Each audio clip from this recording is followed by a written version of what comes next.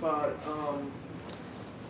you are going to learn a lot about radon, and I think after you're done, you're going to want to test your own house. And it's not near as expensive to do it on your own house as it is on a real estate transaction with a third party. So just keep that in mind. If I did have radon in my house, and I keep testing it, even with mitigation machines in there. But we're going to get into all that. Derek is great. I'm going to tell you a little bit about us before we get started. Richard Smith, Caliber Home Inspections. Some of you may have met Alexis. She was out reading a little bit. She's going to be speaking a little bit later. We've been in business for 27 years. Inspecting. Before that, I used to rehab houses. Before that, I was in engineering, and found out I was making more rehabbing houses part-time than I was in engineering. So, power of real estate, that's why we're all here, right? I have a threefold way to protect my clients' finances, and that is I have a 30-day warranty that's automatic. Well, it's not automatic, but it is free for the client. If they choose, they can just set that up, and it's free for 30 days. I have a 30-day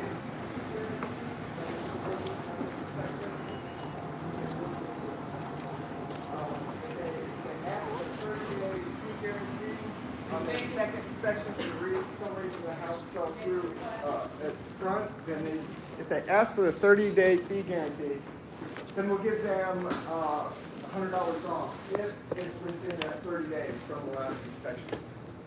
And if you need a re-inspection, for any reason, if you want to see if the contractor did everything right, if the power wasn't on, you need to go back and check things, if water wasn't on, you need to go back and check, then it's free. If you give us a 2-day window, we have access to the house. If the power wasn't on, no one's living there, so we have access to the house. We need a contractor's lockbox key that we can get in any time, and we will just do it before inspections, after inspections, in between. We don't have to schedule it, put it on our time block. Then we just fit it in with a 2-day window, and that's free. And then we have a 200% satisfaction guarantee.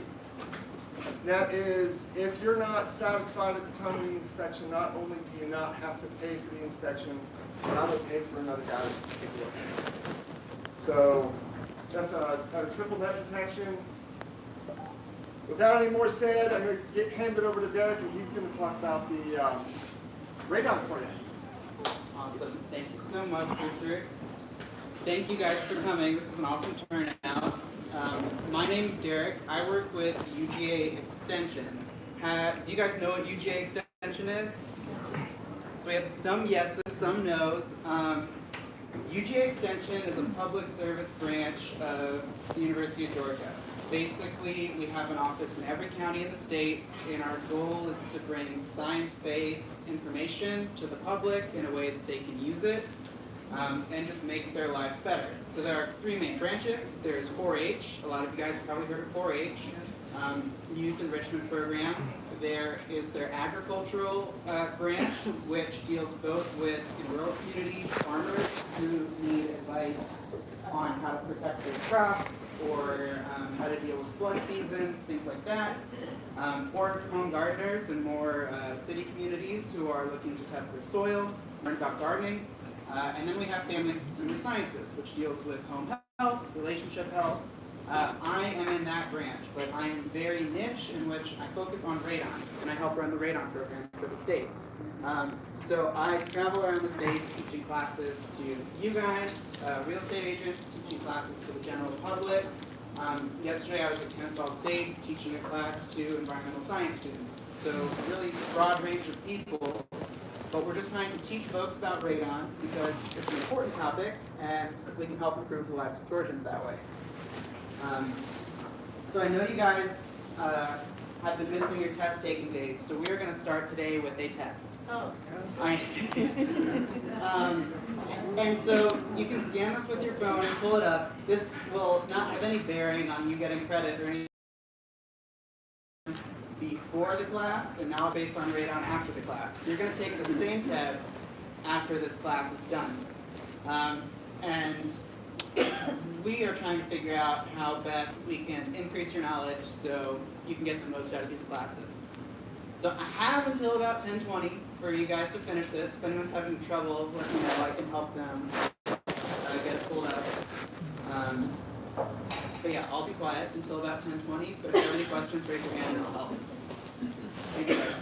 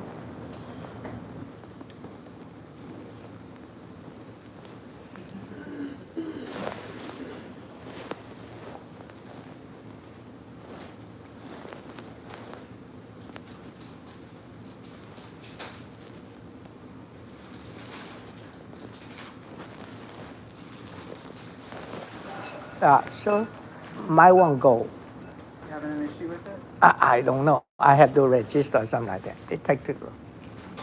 Here. So I'm gonna. You know where your camera is? The camera won't work on Android, I believe. It will not work Android.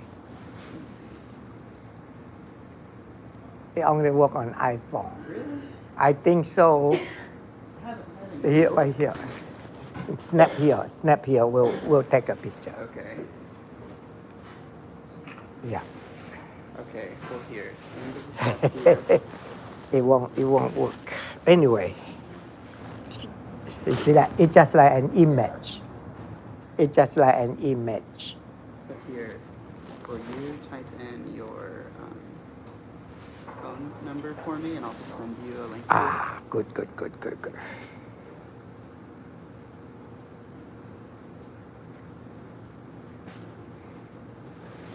Awesome. Thank you, sir. Yeah. Somewhat the Android won't do it. Yeah. If I take a picture, it's just like an image. Okay. Sorry about that. It's fine. It's fine. I try to go on that website. It Yeah. sent me to the different.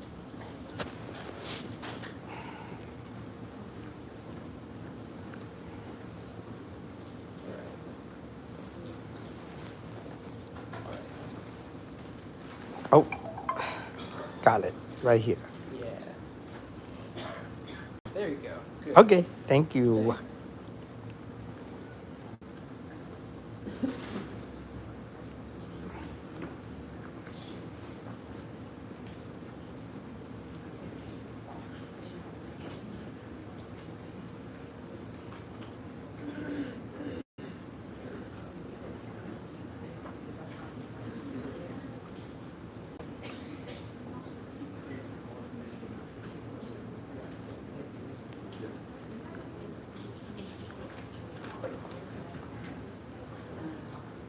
anybody need a pen? I know you don't need it for this, but if you need a pen.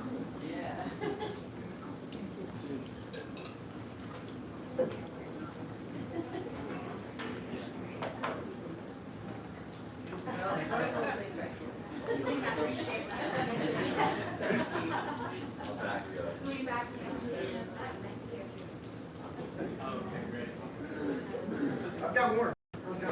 Okay? I've got plenty. You know how that goes.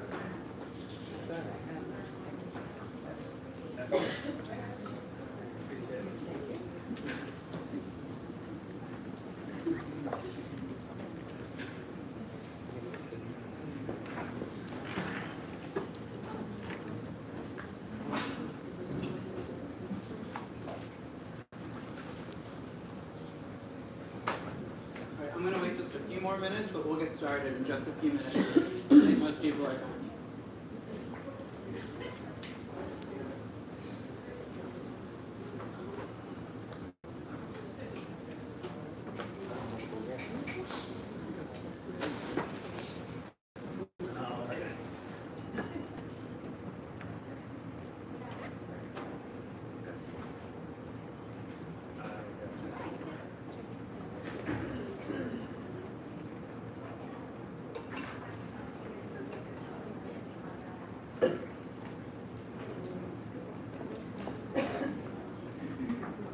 Alright, so just to get a feel for the room, who has had to deal with radon in one of your real estate transactions? So maybe half people. Who's tested their own home for radon before? A couple people. Has anyone had radon make a real estate transaction fall through? Almost, yeah. Well, hopefully we want to avoid that. As in, I want to help you guys avoid that so it's easier to deal with when you come across it.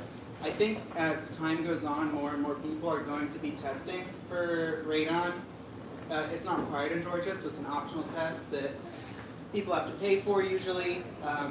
But you guys, hopefully at the end of this, will be armed with the knowledge to deal with it when it comes up so that it is not an issue for you. As I go through this, feel free to interrupt me, raise your hand, ask questions. I want to make sure we get the most out of this as possible. Do you have a question? Is this slide deck available so we can download it, possibly? I'm happy to send it to you if you want to shoot me an email. Yeah. My cards are on the desk out there. And just a little housekeeping, make sure if you did not sign in out there that you do so at one of the breaks. That is how I will be giving you credit through those sign-in sheets out there. And make sure you write your real estate license number legibly so I can find you on the website. But beyond that, let's get started.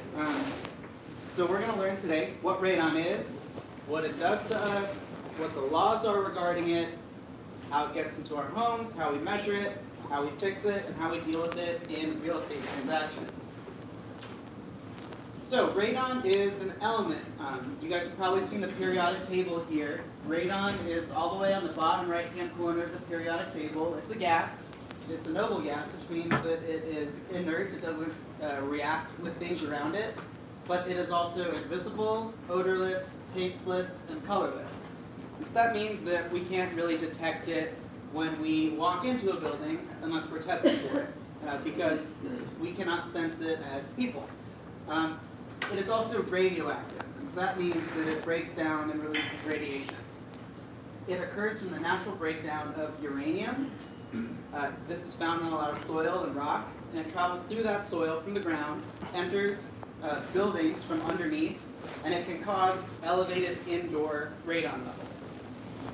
Elevated indoor radon levels are found in every state and probably every country as well.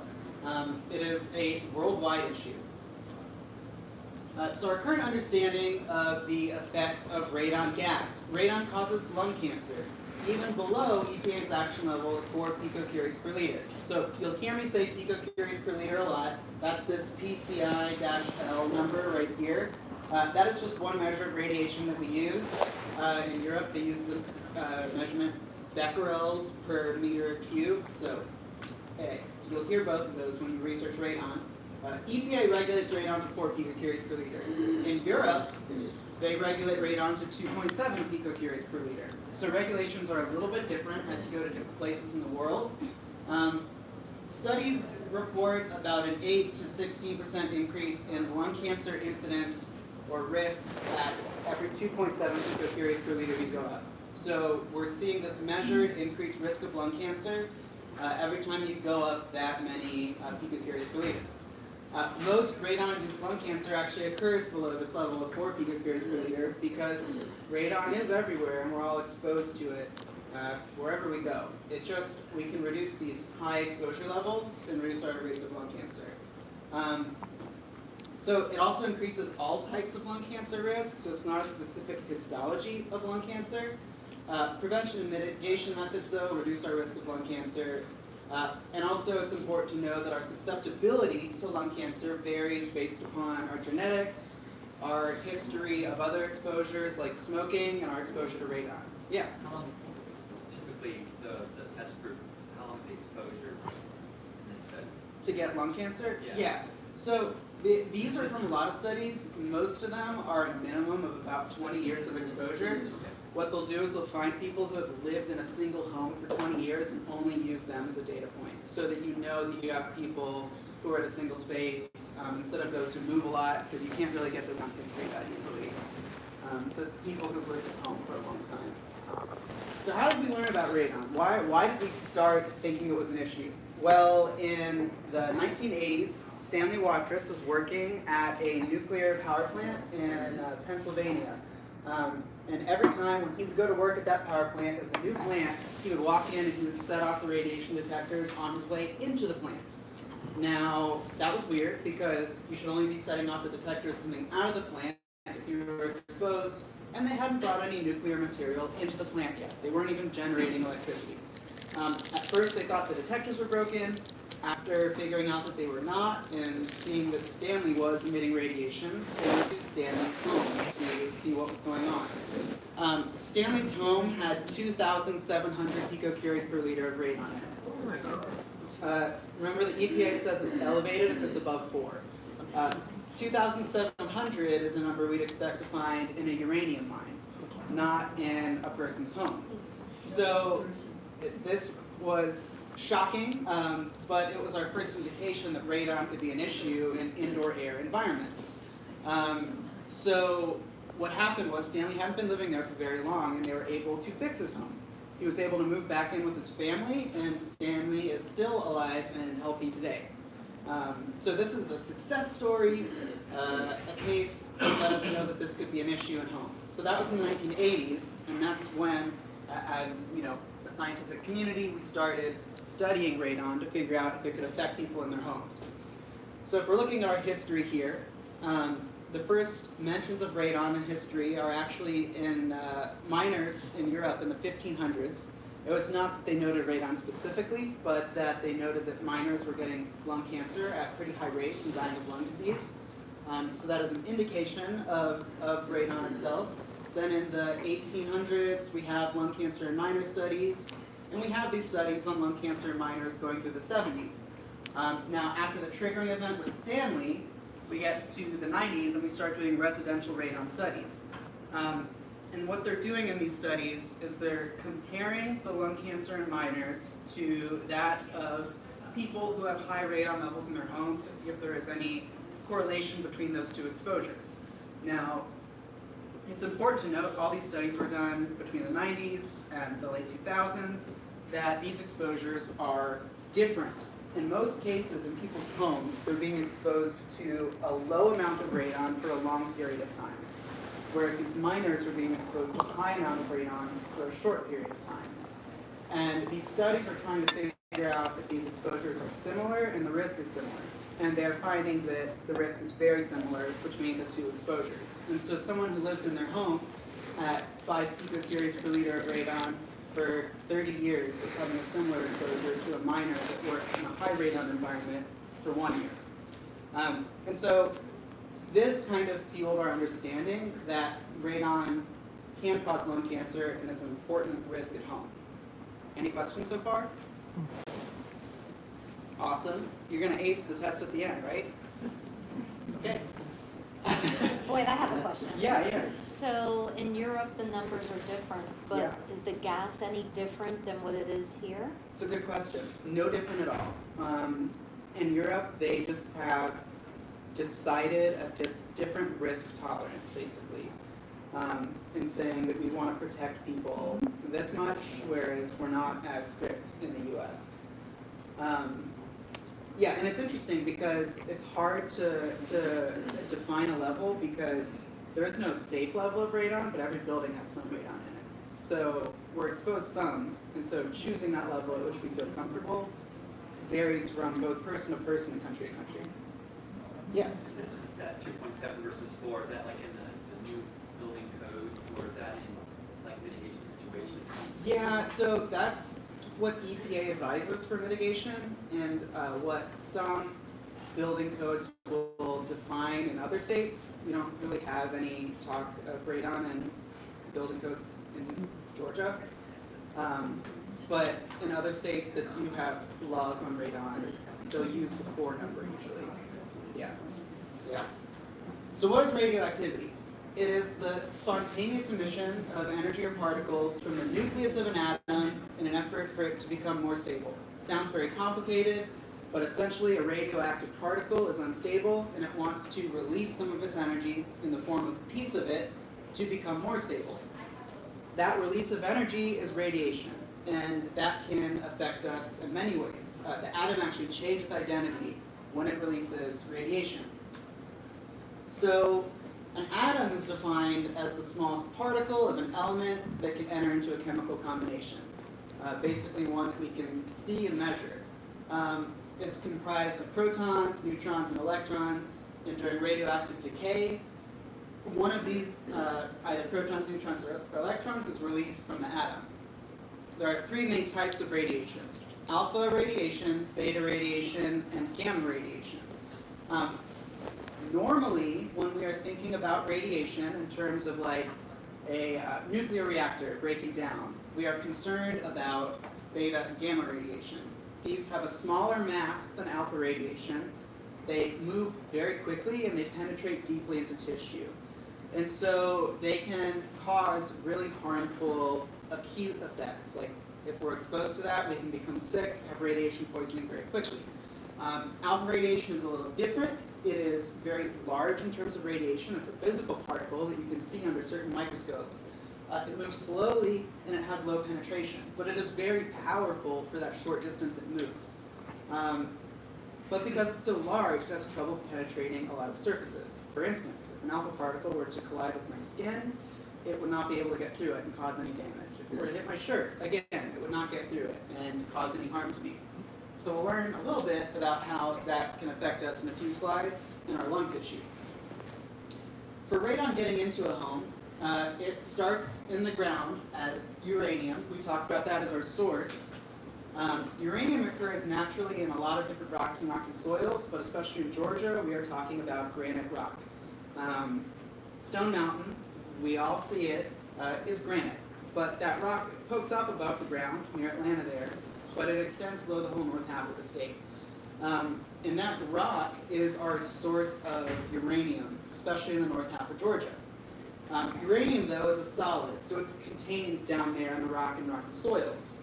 Same with radium. Uranium breaks down into radium. However, when radium breaks down into radon, it's a gas, it becomes mobile, and it can start to move through the soil and eventually reach the surface. Outdoors, so out in the open air, the average radon level is about 4 picocuries per liter. Inside, the average radon level is about 1.3 picocuries per liter. Do you guys have any questions about this so far? Yeah. Alpha, beta, or gamma? Yeah. Mostly alpha, some beta radiation too. Yeah. So just granite or also gneiss or other rock? Oh, you just led me to my next slide. It was so perfect, thank you.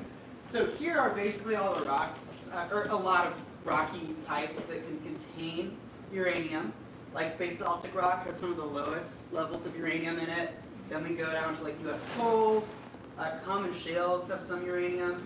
Granite rock right here is kind of at the midpoint of uranium-containing materials that we find in our soils. Fly ash, like a byproduct from metalworking, can have high levels of uranium, and then black shales and phosphate rock have a lot of uranium in them.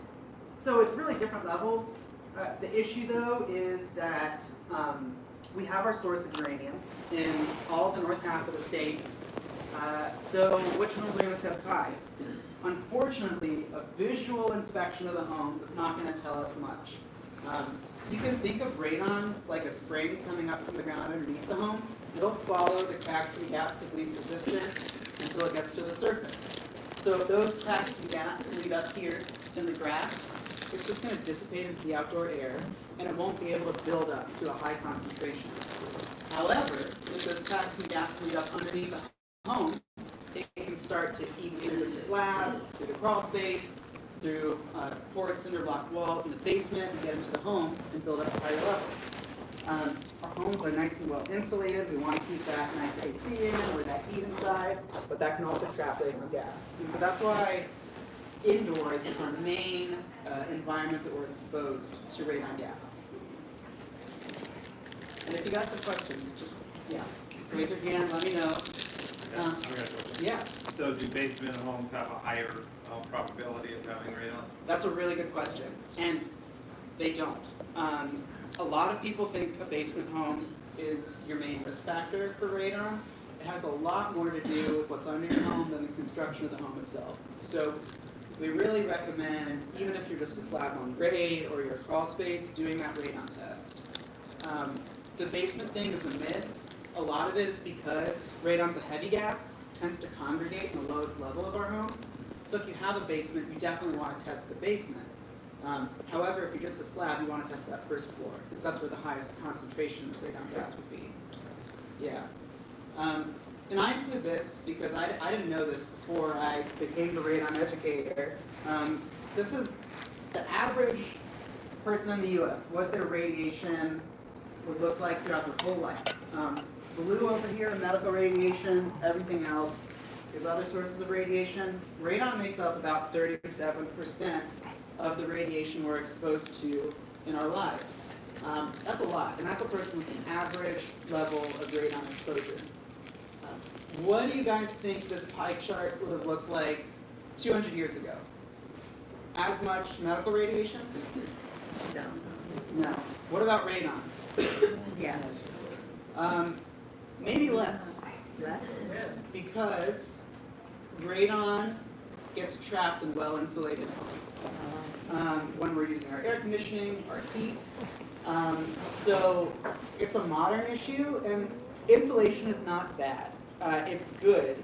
We just need to know that when we get our homes nice and insulated, so that we can have air conditioning and heat, we also test for radon, because it can be this byproduct of having a well-insulated home.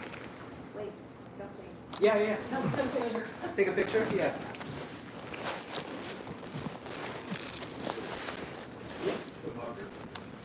Tomography. So that's like computed tomography is what it's like a CT scan or a CAT scan. Yeah. So it is, that's the big word for it. I don't know exactly what it means. And I should, my wife is a radiologist, so that's my bad. All right, so this is the most sciencey thing we're going to learn all day, so bear with me while we get through this. Has anyone heard of a half-life or something before? So I'm glad to hear it. Most people say no. A half-life is a measure for how quickly something decays or breaks down. So uranium, the type that's causing most of our radon issues, uranium-238, has a half-life of 4.5 billion years. That means if I had 1 pound of uranium and I was holding it in my hand, it would take 4.5 billion years for that to decay half a pound, for half of it to decay. So that is a really long half-life. That means that it takes a huge amount of time for this to break down into radium-226. Now radium-226 has a half-life of 1,600 years. Again, a very long time. These are not releasing a lot of radiation at once because they take so long to decay. However, when radium breaks down into radon, first it becomes a gas, which allows it to be mobile, and radon has a half-life of 3.8 days, a much shorter time, so it breaks down a lot more readily. That's enough time for radon to work its way up to the soil and get into our homes, but a short enough time that once it gets into the homes, it can still radioactively decay and release radiation. So we have these gas radon particles floating in our homes. What happens when they decay? Well, when radon-222 decays into polonium-218, it releases an alpha particle. But not only does it release an alpha particle, it becomes a solid again. So it's no longer a gas and suspended in the air. At this point, the polonium has two options. It can get stuck to the ground, it can get stuck to this table, this wall, the ceiling, or it can cling to particles in the air, like smoke, dust, pollen, these little particles in the air, particulate matter, and then we can breathe that in, and in doing so, we breathe the polonium into our lungs and it gets lodged in our lung tissue. Polonium has a short half-life, 3 minutes. When that decays, it decays into lead and releases an alpha particle. When that decays, 27-minute half-life, it releases a beta particle, turns into bismuth. When that decays, a 20-minute half-life, releases another beta particle, turns into polonium. When that decays, releases an alpha particle, short half-life, or polonium has a short half-life of 0.0002 seconds, turns into lead, and lead has a half-life of 21 years. Pretty long. Once it turns into lead, we filter it out of our bodies through our bloodstream. But this one radon particle that goes into our lungs can release 1, 2, 3, 4, 5 radioactive emissions as it goes through its cycle in our lung tissue. And that is why radon very uniquely can cause lung cancer. It doesn't really have any other health effects. It's such a low level of radiation, this is only happening a little bit in our lung tissue, that it's not causing something that we would feel. It is just increasing our risk for lung cancer by slowly damaging the cells and DNA in our lung tissue. I show you guys this because it's important to understanding kind of the physics of radon, how it moves through our homes, and why it's causing lung cancer, but not, for instance, skin cancer, or getting stuck to our, tables here, and then this table becomes radioactive. That's not really happening, but it can cause lung cancer. Any questions on this before I move on? Awesome. So we talked about this briefly, but essentially plating out is when the radon gets stuck to the walls, the floor, the ceiling. Airborne is when it's breathable, measurable, and when it's affecting us.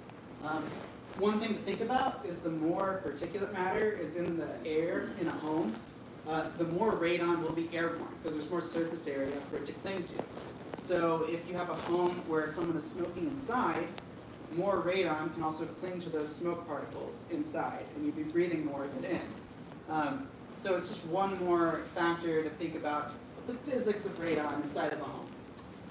The question. Yeah. So if you have some kind of air purifier, Yes. then that will help.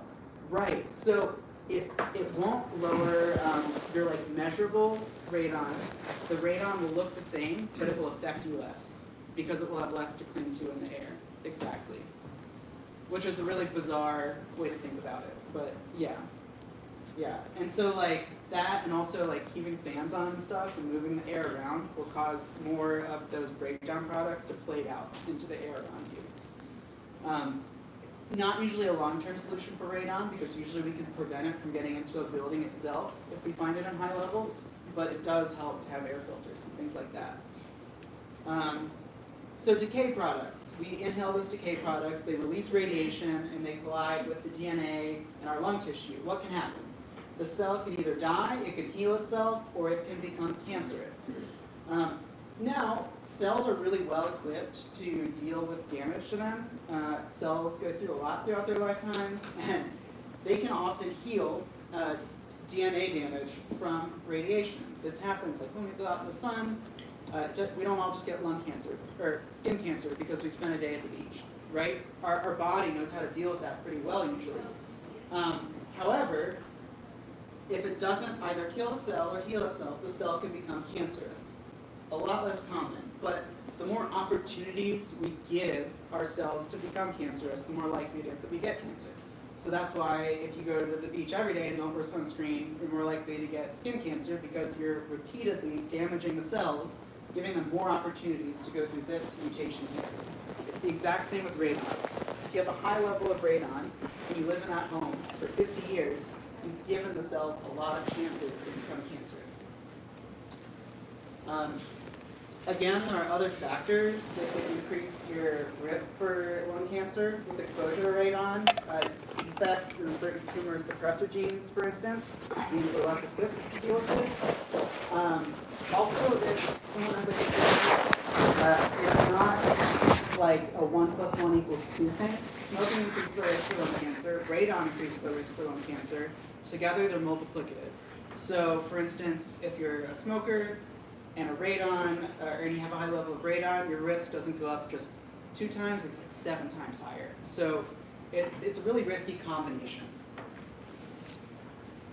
All right, and one more thing on alpha particles. Do I have my kit here? Yes, I do. Okay, so when we measure radon over a long period of time, we use an alpha track radon test kit often. And that's what this is.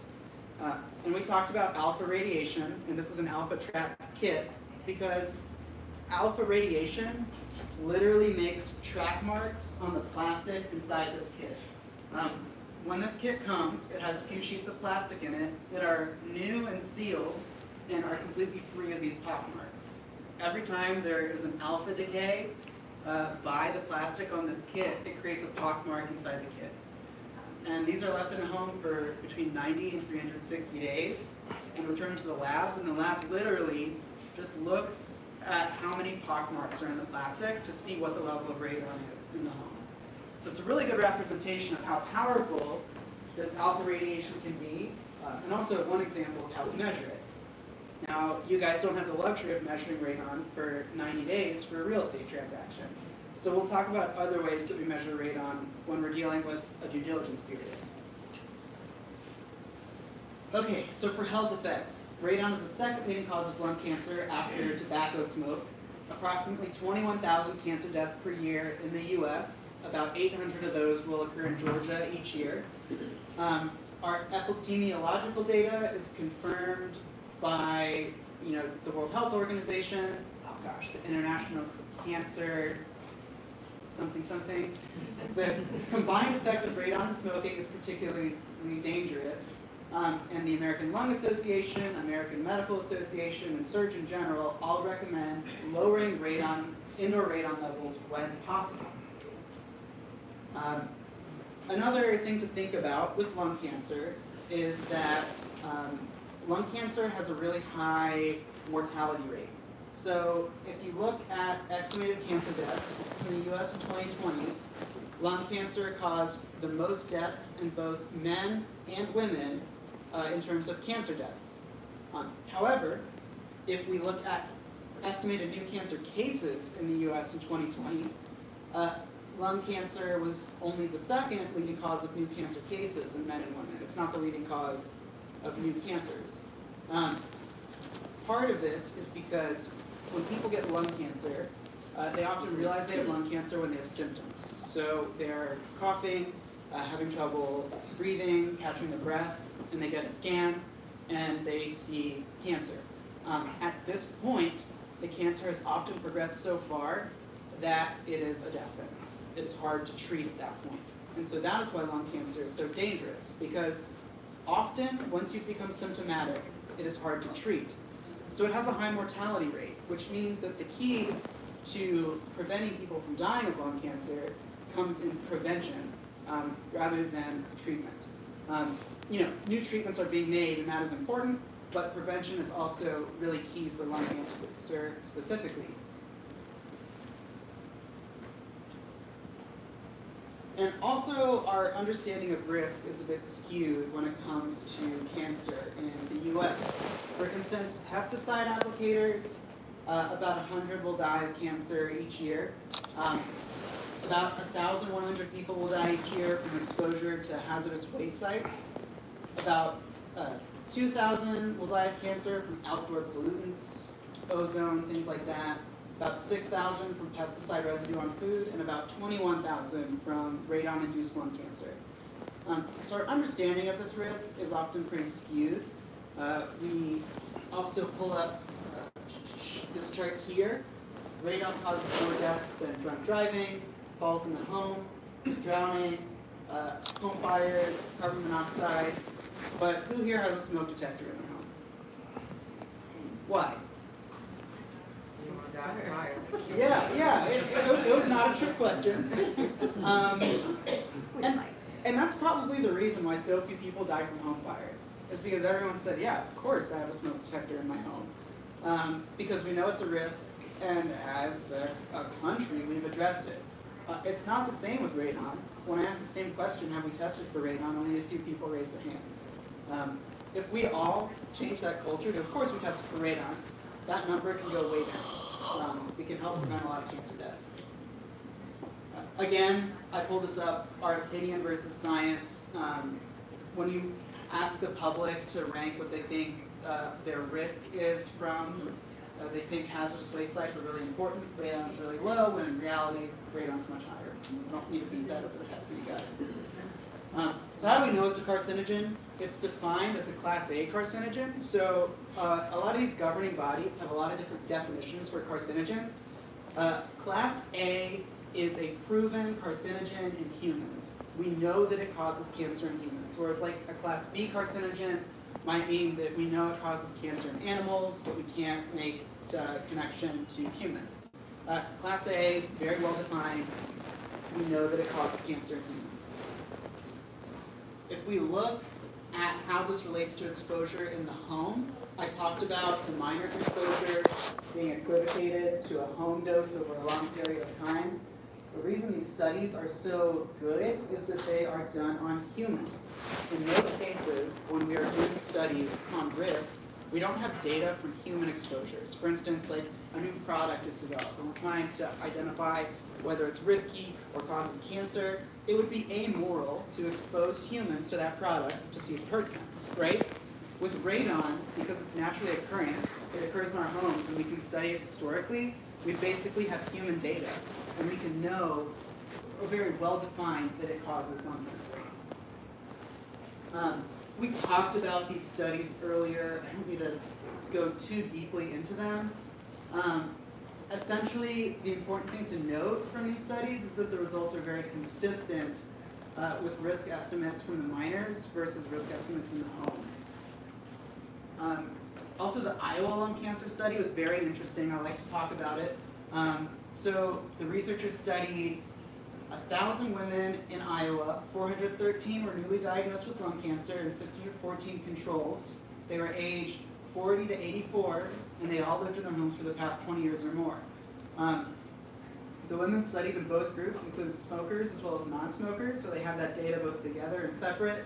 And the women were studied because in this time period, typically they had less occupational exposures to things in like factories and that sort of thing, and historically spent more time in the home. So we're getting a good idea of more exposures inside of the house. They found a significant relationship between radon exposure and lung cancer. And here, let's look. For exposures that are roughly equivalent to 15 years spent at an average radon exposure equal to that action level of 4, they found a 50% increased risk of lung cancer. So it's very significant. You can also go to Iowa's website, University of Iowa, to look at detailed information and FAQs on the study. It's one of the best studies on radon out there. I'm going to skip over these European studies just so we can go through this on time. Essentially, the important thing to note is that they did meta-studies or meta-analyses of these studies. What that means is, like the Iowa lung cancer study was one study. A meta-analysis takes data from several studies, like the Iowa radon cancer study, and combines that into one huge data set to decide whether or not all the data agree with each other. And in doing this, you get this really large swath of data, and you can define more likely what your answer is. Is it risky? Is it not? How risky is it? the European meta-analyses came up basically with the same idea, that an increase of 2.7 picocuries per liter caused an increased risk of about 16%. Okay. Another thing to note is that the type of cancer is not universal for radon-induced lung cancers, which is another fault that makes it hard for people to take this as seriously. It's one more confounding factor. For instance, these 3 studies found one was associated with small cell, another small cell, another large cell, and squamous cell lung cancers. You cannot look at a cancer under a microscope and say, oh, this was caused by radon. And that's unfortunate because we don't have a way, like a biomarker, to define that and be able to blame radon as this culprit. Your risk for lung cancer is accumulation of your genetics, your exposure to radon, your exposure to smoke, your exposure to asbestos. So there's a lot of different things, meaning that we can't just blame radon individually. Again, that makes it harder to get funding for it, harder to make laws for it, harder to get people to take it seriously. So your chances of getting lung cancer from radon depend on a lot of different things. How much radon is in your home, how much time you spend in your home, and are you a smoker or have you ever smoked? Those are your main factors for radon-induced lung cancer. This risk chart is probably one of the best resources when it comes to deciding whether or not you're going to take action and lower the radon level in your home after you've done a test. It's basically our lung cancer risk for 1,000 people and your lifetime average of radon. So if somebody lived at 20 picocuries per liter of radon for their lifetime, and they were a smoker, 260 in 1,000 of them would get lung cancer. 26% of them would get lung cancer. Now, if you're a non-smoker, 36 out of 1,000, and 3.6% of them would get lung cancer. So you see the risks are very different. You go down to 4, you'll see 6.2% of smokers would get lung cancer, and 0.7% of non-smokers would get lung cancer. You can Google EPA radon risk and see this chart online. It can help you make a decision on whether or not you're going to fix your home based upon what your test results are. So why is this all so tough? Radon's naturally occurring, so there's no valence. It has a long latency period, so that means that children are not getting lung cancer in childhood from it. I say in childhood because children's exposure to radon is actually riskier than adults. They have a higher respiratory rate than we do as adults, and because of that, that exposure to their lung tissue is more damaging than our exposure as adults. But they're not going to get lung cancer until they're adults because it takes that much exposure to eventually cause lung cancer. It's not a dread hazard like a home fire that would make the news. These cancers occur one at a time, and it's a voluntary risk, so we choose to live in our homes. We choose whether or not to fix them. We really get no press on it, and there are no sensory reminders here. We don't smell it, see it, or taste it. It is just in the home. So testing is key. I'm going to go back on the slide deck here. I want to make sure where I am. Good, we are right on time. So testing is really key if we're going to deal with this. About 6% of homes in the U.S. are above 4 picocuries per liter. And so that's a lot of homes. The only way to know is to test. We can't predict, like we said, based upon what the home looks like or what's around it. Our driving force for concern is both liability and health risk, and there's really no one to blame. I had an agent reach out to me recently who I had a client reach out. An agent had sold them a home, and the agent had told them this is a low radon area. You don't need to pay for a radon test for your transaction. So they didn't. And they lived in the home for about 5 years, and then they sold it using the same agent. And the buyer of the home asked for a radon test, and the radon level came back high. And so they got the short end of both. So they had lived in the home for 5 years, they had to pay for mitigation, and they didn't get to reap the benefits of having a mitigation system. So it's really important that we're thinking of the client's best interest here when we're talking about radon. Another thing to note is that HUD policy is changing for multifamily housing units. They're going to increase requirements on testing these units in multifamily housing that's funded through HUD. So Fannie Mae and Freddie Mac multifamily housing units. So it's not single-family homes, it's just these multifamily. And you should be able to find the requirements online. I think they'll come out in a few months, but they involve testing 25% of the ground contact units.